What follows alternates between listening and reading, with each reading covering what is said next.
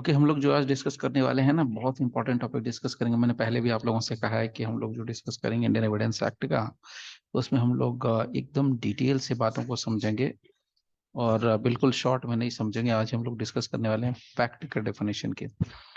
तो everything is going to be detail in depth, जो आपको जुडिशल सर्विसेज के अलावा आपको प्रैक्टिस में काम करेगा। प्रैक्टिस के अलावा भी आप अगर एग्जाम लिख रहे हैं तो उसमें भी काम करेगा, मेंस में, पीटी में, इंटरव्यू में, तीनों में काम करेगा। चाहे कैसा भी क्वेश्चन हो, किस तरह का क्वेश्चन हो, that is not an issue. Okay, तो चलिए फिलहाल हम लोग डिस्कस करेंगे।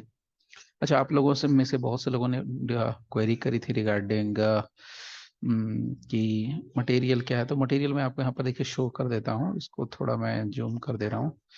आप चाहो तो आप मटेरियल परचेज कर सकते हो यहाँ से, ठीक है। तो ये ऐप के ऊपर अवेलेबल होगा। और ये देखिए जो आपको नाम से दिख रहा है ना, ये आप अपने नाम से बना सकते हैं। यानी जिनको कोर्स परचेज करना होता है वो अपने नाम से बनवा लेते हैं फोल्डर, और उनके नाम से ये फोल्डर और ड्यूरेशन सब कुछ रेडी हो जाता है, ठीक है। तो यहाँ पर जैसे किसी के नाम से, अरुण के नाम से, चंदन के नाम से, सोनिया, या जिसके भी नाम से है, तो ये आप यहाँ से परचेज कर सकते हैं। जब आप जाएंगे तो आपके टैबलेट में या आपके मोबाइल फोन में ये डायरेक्टली शो करेगा। आप वहां से जाके इसको डायरेक्टली परचेज कर सकते हैं।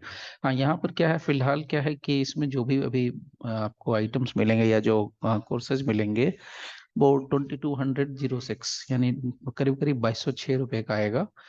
और कुछ मेजर एक्ट्स हैं जो कि आप ले सकते हैं कंबाइंड करके, तो उसमें आपको only 7500 rupees you have to pay, ठीक है। तो बाकी आप डिटेल देख लेना। आप व्हाट्सएप पे मैसेज करोगे तो आपको रिप्लाई भी मिल जाएगा, ठीक है।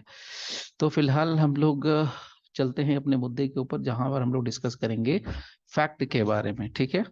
चलिए, ओके, फिर हम लोग अपने टॉपिक पे आते हैं, रिलेवेंट। अब देखिए, समझिए क्या कहानी है इसकी। अब इसकी कहानी अगर समझनी है तो दो चीजें बड़ी क्रिस्टल क्लियर है। रिलेवेंट रिलेवेंट इतनी बार हम लोग बोलते हैं ना, राम राम राम, इतनी बार लोग जप लेते हैं, या कोई भगवान का नाम ले इतनी बार रट लेते हैं कि उल्टा सीधा सब समझ में आता है। मरा मरा भी बोलते हैं तो राम ही निकलता है, वही वाली बात है। तो रिलेवेंट को आप इतनी बार मतलब रट जाएंगे, समझ लेंगे तो आपको क्लियर हो जाएगा। रिलेवेंट कहता है कनेक्शन को। अब देखिए, कनेक्शन जो वर्ड होता है, कनेक्शन वर्ड जैसे होगा या रिलेवेंट जैसे होगा, इसका मतलब है दो चीजें एग्जिस्ट करेंगी ही करेंगी। पहले ही बता दे रहा हूं, रिलेवेंट एक ऐसा वर्ड है ना, वो पेयर में रहता है, हमेशा पेयर में रहता है, अकेले नहीं रह सकता है, पॉसिबल ही नहीं है। जैसे जूता हमेशा पेयर में रहेगा, सॉक्स हमेशा पेयर में रहेगा। कुछ चीजें ऐसी है ना दुनिया में जो हमेशा पेयर में रहती है, अकेले एग्जिस्ट नहीं कर सकती। कपल शब्द, तो कपल का मतलब हस्बैंड और वाइफ। टू, TW और टू का मतलब दो, वो अकेले हो ही नहीं सकता। तो टू शब्द बोले मतलब दो ही होगा, एक को नहीं टू बोल सकते हैं। मतलब रिलेवेंट शब्द में हमेशा आपके पास दो फैक्ट होंगे, fact number 1 and fact number 2। अब यहां पर रिलेवेंट का मतलब यह हो गया कि जो भी फैक्ट है, फैक्ट कुछ भी हो सकता है। जैसे मैं एक एग्जांपल, एकदम सब कुछ छोड़ दीजिए, रिचर्डसन सबको साइड कीजिए। आपने एक गाय देखी और गाय की शक्ल काली थी, काली गाय थी। तो गाय काली है, एक फैक्ट आपने बोल दिया कि गाय काली है। अच्छा, ये काली गाय किसकी है? किसकी है? तो रमेश की है। तो आपने क्या किया, रमेश की है काली गाय। आप एक फैक्ट ले रहे थे कि गाय काली है। अच्छा, ये गाय किसकी है? तो गाय रमेश की है। आपने दो फैक्टों को क्या कर दिया, कनेक्ट कर दिया। एक गाय काली है और गाय किसकी है? तो रमेश की गाय है, तो कनेक्ट कर दो भाई। तो one fact is said to be connected, connected है तो अब रिलेवेंट है। मतलब यह है कि जो गाय है वो हमारे लिए, यहां पर जो गाय की कहानी चल रही थी, वो गाय हमारे लिए रिलेवेंट है। किसके लिए? रमेश के लिए रिलेवेंट है भाई।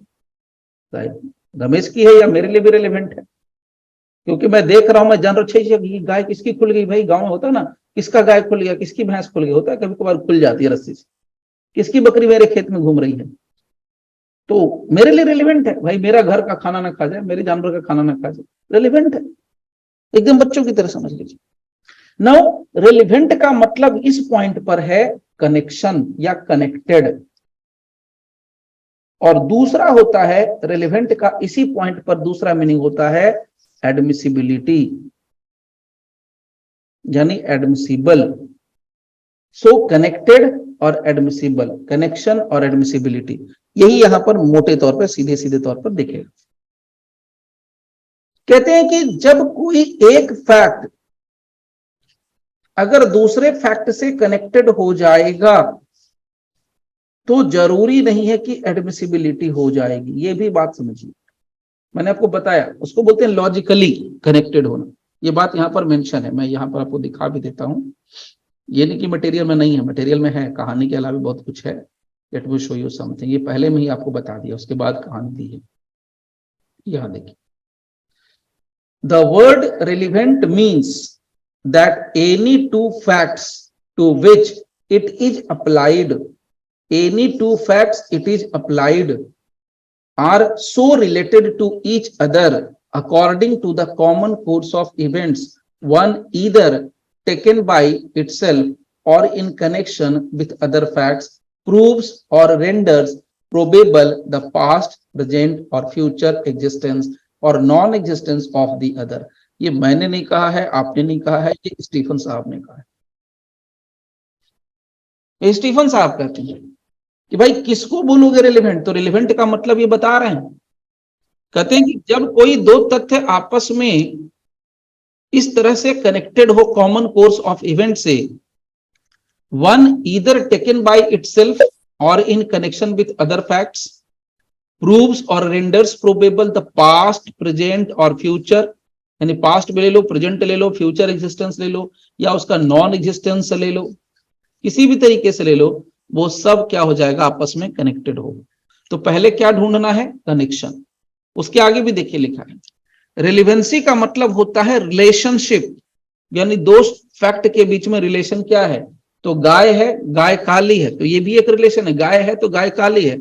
अगर इसको तो छोड़ भी दें तो गाय किसकी है, रमेश की है, तो गाय रमेश की है, तो किसकी, गाय एक सब्जेक्ट हुआ, सॉरी एक फैक्ट हुआ, ये काली गाय एक फैक्ट हो गया, रमेश की गाय दूसरा फैक्ट हो गया, ये दोनों भी कनेक्टेड है।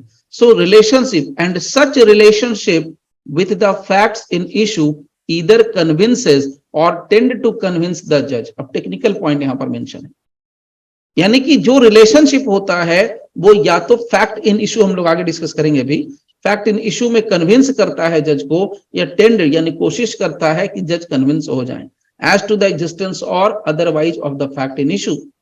So the facts that are recognized to be relevant under the Act, यानी Indian Evidence Act, are contained in section 5 to 55। Okay, आगे सुनिए मजेदार चीज, इंडियन एविडेंस एक्ट के अंदर रिलेवेंट वर्ड का वास्तव में कोई डेफिनेशन दिया ही नहीं गया है। इस चीज को ध्यान दीजिए, इसमें सच में डेफिनेशन नहीं है। ये तो बस इतना कहता है कि एक तथ्य दूसरे तथ्य का रिलेवेंट तब होगा जब वो इंडियन एविडेंस एक्ट के किसी भी प्रोविजन के अंदर फॉल करेगा। इन्होंने कहा कि किसी भी प्रोविजन के अंदर फॉल करेगा, तो इनके लिए तो सेक्शन 1 से लेकर के 167 सब प्रोविजन ही प्रोविजन है। लेकिन हमने छांट लिया, हमने कहा इतने चतुर हम लोग हैं, 5 to 55 पकड़ के चलेंगे, इतना में ढूंढने की जरूरत ही नहीं है, क्योंकि इसने एक चैप्टर पर्टिकुलर डाल दिया रेलेवेंसी के ऊपर, और यहाँ खुद कह भी रहे रेलेवेंसी ऑफ फैक्ट्स। यहाँ पर मैं थोड़ा इसको क्लीन कर दे रहा हूँ, यहाँ पर कह भी रहे हैं वो रेलेवेंसी ऑफ फैक्ट्स के बारे में। ये सो रेलेवेंसी ऑफ फैक्ट्स तो हमने क्या कर लिया, 5 to 55 निकाल लिया। ओके चलिए, इट सिंपली डिस्क्राइब्स, रेलिवेंट का मतलब सिंपल समझिए, it simply describes when one fact becomes relevant to another, one fact is relevant to another if they are connected. बार बार ये बात मैं शेयर कर रहा हूं, they are connected with each other, any of the which, किसी भी तरीके से कनेक्शन निकल जाए, चाहे वो कहीं भी हो, लेकिन सेक्शन 5 से 55 के बीच में कहीं भी कनेक्शन निकल जाए तो हम उसको बोलते हैं relevant. Now see, generally speaking facts relevant to an issue are those facts which are necessary for proof और disposal of a fact in issue, और उसी को हम एविडेंस में डायरेक्टली या इन्फेरेंशियली रखते हैं। ठीक है, सो नाउ कुल मिला के सीन क्या बनता है यहां पर समझिए, कि हम अगर समझें तो अंतिम में समझिएगा 3 बातें, 3 पॉइंट, ओनली 3 पॉइंट्स। पहला,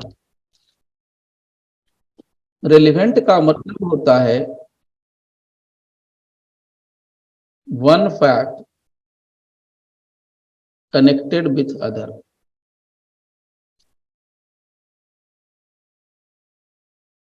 कनेक्शन होना चाहिए, तो इसको हम लोग शॉर्ट में बोलते हैं कनेक्शन और कनेक्टेड। ठीक है जी, एकदम सिंपल। दूसरा, हम इंडियन एविडेंस एक्ट के हिसाब से बात कर रहे हैं, ये जनरल मीनिंग ले सकते हैं आप, ये एक जनरल मीनिंग है, ये एक जनरल मीनिंग है। ठीक है, अब यहां पर समझिए एविडेंस एक्ट के हिसाब से क्या कहता है। One fact which is connected with other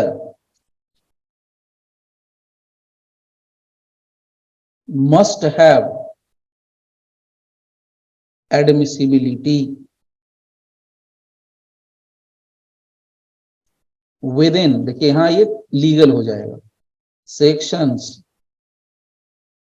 5 to 55 Indian evidence act. ये हो गया, ये इंडियन एविडेंस एक्ट के अकॉर्डिंग दूसरा पॉइंट आपको बताया, यहां भी लिख दिया था, चलिए पहले। One fact which is connected with other must have admissibility with sections 5 to 50। तो दोनों चीजें यहां पर लिखी मैंने, यहां मैंने कनेक्शन की बात भी करी और यहां पर एडमिसिबिलिटी की भी बात करी, दोनों की बातें मैंने करी आपसे। तो ये दोनों अगर चल रहा है तो ठीक है, फिर बल्ले बल्ले, कोई दिक्कत नहीं, कोई समस्या नहीं।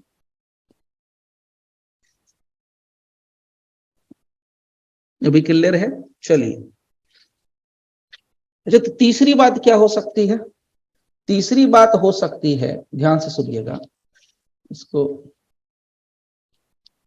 देखिए सारे फैक्ट्स, जितने भी फैक्ट्स हैं दुनिया में, अगर सारे फैक्ट्स कनेक्टेड हैं logically, facts connected logically, may not be admissible, may not be admissible।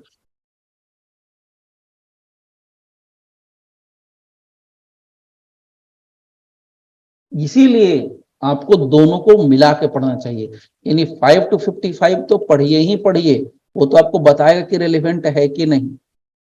Relevancy के लिए एडमिसिबिलिटी का भी कॉन्सेप्ट आता है, जो लॉजिकल है वो लीगल आएगा कि नहीं, यही पॉइंट अपने को कंसीडर करनी होती है। देखिए यहाँ पर वो चीज भी मेंशन करी है, देखिए दब गया, अच्छा देखिए यहाँ पर logically relevant and legally relevant, ध्यान से सुनिए। When a fact is connected with another fact it is logically relevant, but लगा हुआ है, it is legally relevant if the law declares it to be relevant. क्या बोले? लॉजिकली रेलिवेंट है, मैंने बोला कि बहुत सारी चीजें लॉजिकली रेलिवेंट हों, दुनिया की हर चीज लॉजिकली रेलिवेंट, लॉजिक से तो कुछ भी पॉसिबल है, लेकिन क्या उसको लॉ मानता है कि वो रेलिवेंट है? अगर उसको लॉ मानता है कि वो रेलिवेंट है तो फिर वो रेलिवेंट है, अदरवाइज नहीं। और जो रेलिवेंट है वो एडमिसिबल होगा।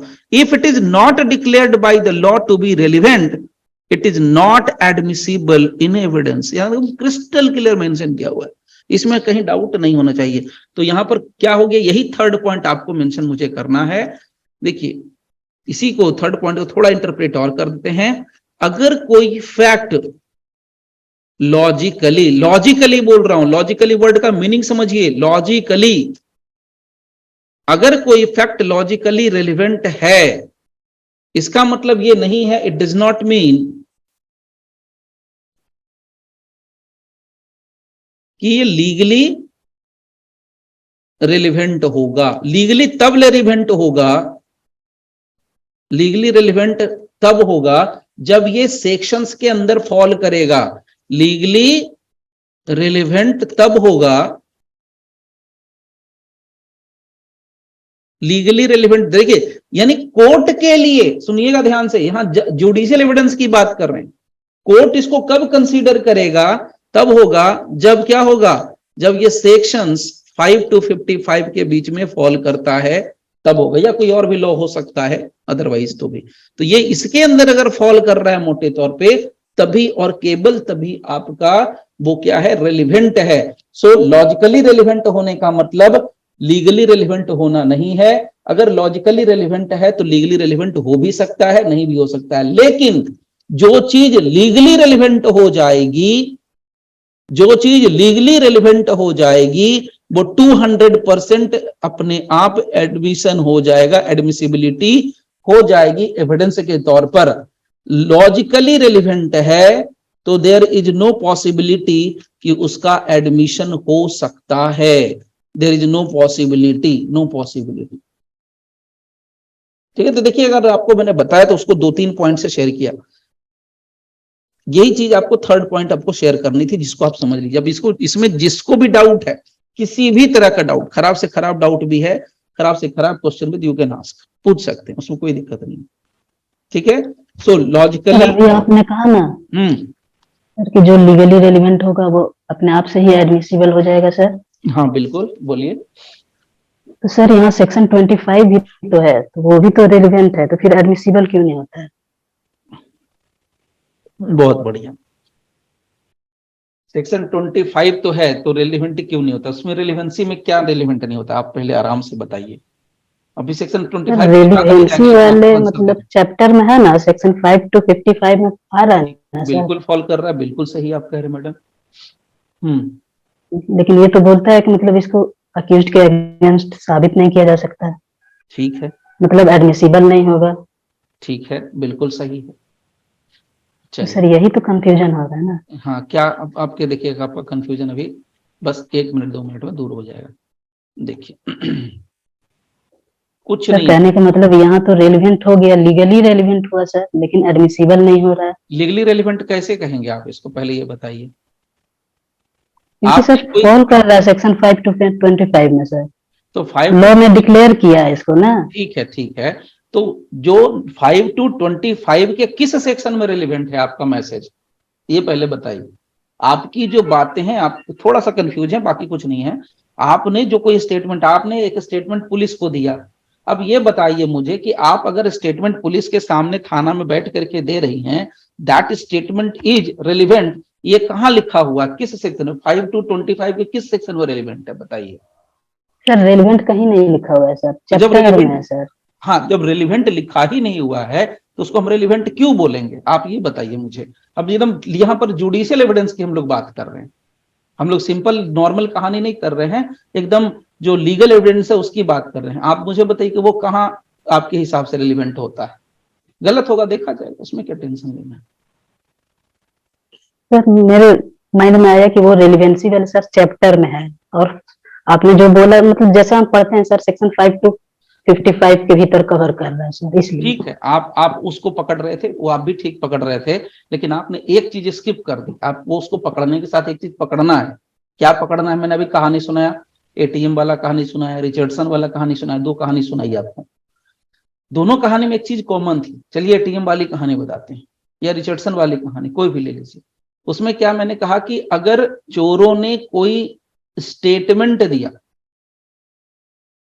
कोई बयान दिया, यानी अक्यूज्ड ने कोई स्टेटमेंट, कोई बयान दिया, वो बयान एविडेंस के तौर पर हम लेंगे कि नहीं, दिस इज द क्वेश्चन। क्या हम उसके बयान के आधार पर उसको हम सजा दे सकते हैं, या उसको आरोप मुक्त करके घर जाने के लिए बोल सकते हैं, क्विटल कर सकते हैं कि नहीं, दिस इज द क्वेश्चन। तो इसका आंसर बड़ा सीधा है कि सबसे पहले उसके बयान को देखिए। उसका बयान आया तो क्या उसका बयान कानून के हिसाब से, कानून के नजरिए से, लॉ के नजरिए से, क्या हम उसको अपनी यहां एविडेंस मानते हैं कि नहीं मानते हैं? क्योंकि एविडेंस कहता है, परिभाषा कहता है कि ऑल स्टेटमेंट्स और डॉक्यूमेंट्स आर एविडेंस। तो भैया एक आदमी है जो कि पेशे से अक्यूज है, हमारे लिए तो भैया प्रोफेशनल अक्यूज है, तो अक्यूज है, और वो अक्यूज आके स्टेटमेंट दे रहा है, तो स्टेटमेंट क्या हो गया? एविडेंस हो गया। इतने में तो एविडेंस हो गया, स्टेटमेंट इज एविडेंस, तो एविडेंस है। तो ठीक है, एविडेंस है, लेकिन क्या वो एविडेंस एडमिसिबल होगा? लॉ की नजर से जुडिशियल एविडेंस बनेगा कि नहीं बनेगा, ये चीज देखना है हमको। तो यहां पर जब कोई अक्यूज्ड आया, उसने कोई स्टेटमेंट दिया, तो क्या ये जो स्टेटमेंट है, ये स्टेटमेंट रिलीवेंट है? पहले रिलीवेंसी की टेस्ट कीजिए। रिलीवेंसी का टेस्ट करने का पर्पस क्या है? रिलीवेंसी का टेस्ट करने का पर्पस है कनेक्टेड, और रेलेवेंसी का टेस्ट करने का पर्पस है एडमिसिबिलिटी। अब एक मेरे को मूवी का सीन याद आ रहा है, मेरे को मूवी का नाम तो अर्जुन ध्यान नहीं है, शायद उसमें लुटेरी दुल्हन वाली कोई कहानी है। उसमें एक लड़की होती है, आप देखिएगा, याद आप में से किसी ने जरूर देखी होगी, नहीं देखी होगी ऐसा सवाल ही नहीं है। और उसमें एक लड़की होती है, वो 3-4 अलग अलग पर्सन आदमियों के साथ शादी करती है, और हर आदमी के साथ शादी करने के बाद जो फर्स्ट नाइट है, सुहाग रात वाले रात में ही सामान लपेट के सब भाग जाते हैं। 1 से 2 दिन के अंदर उनका एक पूरा गैंग होता है लड़की का, वो नकली माँ, नकली बाप, नकली भाई सब उसमें होते हैं, वो सब पूरा गैंग मिल करके उस लड़के के घर में जाते हैं और सारा सामान लेकर के लड़के को छोड़ के भाग जाते हैं, टारगेट करते हैं। उसमें से एक बूढ़ी महिला होती है जो लड़की की माँ बनती है, लड़की की माँ, गर्ल की माँ बनती है। अब वो नहीं, सॉरी, दादी होती है, दादी, लड़की की एक दादी होती है, उसको भी लेके चलते हैं साथ में गैंग में। वो लड़की की दादी को क्या होता है, लड़की की दादी बहुत चतुर होती है, लड़की की दादी एकदम पढ़ी लिखी दादी है, तो एक्सपीरियंस है। तो लड़की की दादी को पुलिस वालों ने पकड़ लिया, क्योंकि लड़की वालों ने गड़बड़ क्या कर दी, लड़की ने एक पुलिस वाले को टारगेट कर दिया, पुलिस वाले के साथ शादी करी, और अगले ही दिन शादी करके उसी रात उससे भाग गई, उसको खिला पिला करके नशे की चीजें रखे। तो लड़की की दादी को पुलिस वालों ने पकड़ लिया, तो लड़की की दादी को पकड़ लिया, तो लड़की की दादी को थाने में बिठाया, तो लड़की की दादी ने बोला, भाई तुझे बेटी दे दी, पैसे दे दिए, गहने दे दिए, सब तो दे दिए, अब क्या चाहिए मेरे से। जब भी उसे पूछे दादी क्या कर रहे हो, क्या कर रहे हो दादी, वो यूपी की लैंग्वेज बोलते हैं, बोले दादी दादी हमेशा एक ही लाइन बोले, मैंने तेरे को बेटी दे दी, लड़की दे दी। अब ये बताइए, वो क्वेश्चन पूछ रहा है कि दादी तुम्हारा इससे क्या कनेक्शन है, तुम्हारी पोती कहाँ गई, तुम कहाँ की रहने वाली हो, लड़की दे दी, धन दे दिया, पैसे दे दिए, सब तो दे दिया, अब क्या दे दूं बताओ। What it means, it means जो दादी का स्टेटमेंट है, this statement is not connected with the घटना, विथ द अकरेंस, ये घटना से कहीं कनेक्टेड नहीं है। तो जब ये कनेक्टेड नहीं है तो दादी का स्टेटमेंट रिलेवेंट होगा, आप बताइए रिलेवेंट होगा कि नहीं होगा। नहीं होगा सर। एक पॉइंट तो समझ में आ गया। तो यहां पर हमारे अक्यूज स्टेटमेंट दे रहे हैं, तो वो स्टेटमेंट हम लेंगे जो कनेक्टेड होंगे। पहली बात, मान लीजिए दादी ठीक ठाक स्टेटमेंट देती, बोलती मेरी पोती है, नहीं है, हम लोग सब नकली हैं, सब ऐसा कुछ बोलती, तो अगर कुछ ऐसा अगर पॉइंट बोलती, या कोई दूसरा अक्यूज हमारा, चलिए हम रॉबरी वाले पे आ जाते हैं पहले, तो अक्यूज है, स्टेटमेंट दिया, रेलेवेंसी नहीं है, कनेक्टेड नहीं हुआ, तो रिलेवेंट नहीं होगा। लेकिन अगर कोई ऐसी बात बोली जो सेक्शन 5 से लेकर के 55 के बीच में कहीं भी फॉल कर जाए, 5 से 55 एक बार निकाल भी देता हूं मैं आपको, यहां से कुछ नहीं, बहुत आसान है, देखिए यहां से ये रहा 5, 6, 7, 8, ये सब यहां से कहीं भी इसमें कहीं भी आकर के वो स्टेटमेंट फॉल कर जाए, 5 से 55 के बीच में कहीं भी फॉल कर जाए, तो वो अगर फॉल कर जाएगा तो वो क्या हो जाएगा, वो जो स्टेटमेंट है वो रिलेवेंट होगा कि नहीं होगा।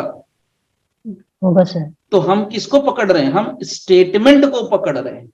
तो जैसे आपने कहा उसी पॉइंट को हम लोग लेते हैं। तो अभी जैसे कोई व्यक्ति अगर पुलिस के सामने स्टेटमेंट देता है, मैंने क्या बोला, बयान देता है, कथन करता है, कोई व्यक्ति अगर पुलिस के सामने कथन करता है, बयान देता है, स्टेटमेंट देता है, तो वो बयान जो है वो कायदे से एविडेंस है। ध्यान से सुन लीजिए, जिनको डाउट है सारा डाउट क्लियर कर देना, और मेरे से कुछ ऑब्जेक्शन है तो मेरी बात पे ऑब्जेक्शन भी ले सकते हैं। वो एविडेंस है, नो डाउट एविडेंस नहीं है, लेकिन वो जुडिशियल एविडेंस नहीं। जुडिशियल एविडेंस का मतलब वो एविडेंस जो कोर्ट में जज साहब लेंगे, जो उसको देखेंगे रेलेवेंसी के फिल्टर में डाल करके। तो जो कुछ भी चोरों ने बोला, जो कुछ भी लुटेरों ने बोला, वो अगर 5 to 55 के बीच में कहीं फॉल करता है तो फिर वो रिलेवेंट है। तो चोरों ने कहा कि पुलिस वालों ने हमें थाने में जबरदस्ती लिखवा लिया कि हमने चोरी करी, हमने गैस कटर से ये किया, वो एक कहानी बना करके हमसे लिखवा लिए। तो अब ये जो स्टेटमेंट है, अब ये क्या है, उसने एक पन्ने पर लिख के दिया कि मेरा नाम रमेश सुरेश है, मेरे पिता का नाम सुरेश है, मैं यहाँ का रहने वाला हूँ, मेरी उम्र 40 साल है, 32 साल है, जो भी है वटेवर, और मैंने गैस कटर से चोरी की और साइन कर दिया। तो ये क्या है, ये एक डॉक्यूमेंट्री एविडेंस है, एक पन्ने पे लिख के दिया। जज साहब ने पूछा कि हाँ भैया ये आप जज बनेंगे तो आप पूछेंगे ये जो स्टेटमेंट आया पन्ने पर तुमने साइन करके दिया है, अपनी मर्जी से किया है। तो चोर बोलता है नहीं जी मैंने मर्जी से नहीं किया, वो तो मेरे को पीटा, मेरी बीवी को मेरे सामने पीट रहा था, कपड़े फाड़ रहे थे। ऐसा करते हैं पुलिस वाले, कपड़े फाड़ रहे थे, मेरी बीवी को नंगा करने में पड़े थे। मैंने उसकी इज्जत बचाने के लिए, अपनी इज्जत बचाने के लिए मैंने साइन कर दिया। Is it a voluntary statement? The answer is no, section 20। अब ये जो स्टेटमेंट है, ये जो पन्ना है, ये पन्ना आप देखिए कि सेक्शन 5 से 55 के बीच में कहां पर फॉल करेगा? कहीं फॉल करेगा? इसकी रिलेवेंसी बनेगी? तो कहते हैं क्या रिलेवेंसी बनेगी मैडम, बताइए आप ही। सर ये तो नहीं आ रहा सर। तो नहीं आ रहा है, तो नहीं आ रहा, तो आपको पकड़ना क्या है? स्टेटमेंट। आपको एविडेंस में पकड़ना है स्टेटमेंट, आपको पकड़ना है डॉक्यूमेंट। बट सर यही अगर ओरल दिया होता तो ओरल ही था, तो इसलिए तो बोल रहे हैं, देखिए ना, ओरल आपको दोनों लिखा, स्टेटमेंट और डॉक्यूमेंट दोनों बोला मैंने पकड़ने के लिए। आप पकड़िए स्टेटमेंट और डॉक्यूमेंट, ये अपने आप में है एविडेंस। कंफ्यूज मत करिएगा, एविडेंस वर्सेज जुडिशियल एविडेंस समझना है, ठीक है? ये अपने आप में भाई है एविडेंस, लेकिन हमें ये नहीं देखना, हमें जुडिशियल एविडेंस देखना है। तो ये स्टेटमेंट और डॉक्यूमेंट अगर जुडिशियल एविडेंस की बात करें तो 5 से 55 के बीच में आना चाहिए, बस बात खत्म। ये हम लोग आम आदमी की तरह नहीं सोच सकते हैं। जैसे सीसीटीवी फुटेज है, सीसीटीवी फुटेज में अक्यूज्ड को देखा गया कि उसने मर्डर किया, उसने गोली मारी, उसने चाकू मारा, उसने रेप किया, सब कुछ आ गया मान लीजिए सीसीटीवी फुटेज में। तो एक आम आदमी क्या कहता है, अरे भैया सीसीटीवी फुटेज से बड़ा कोई एविडेंस है क्या? वीडियो से बड़ा के साफ साफ दिख रहा है टीवी के स्क्रीन पर, वो गया, चोरी किया, मारा पीटा, रेप किया, ये सब कुछ किया, सीसीटीवी फुटेज में साफ साफ है। लेकिन आप एज ए जज नहीं उसको ले सकते हैं जुडिशियल एविडेंस। क्यों? क्योंकि सीसीटीवी फुटेज का पहले टेस्टिंग करेंगे, सब कुछ उसका प्रोसेस करेंगे, उसके बाद अगर आपको लगता है कि ये घटना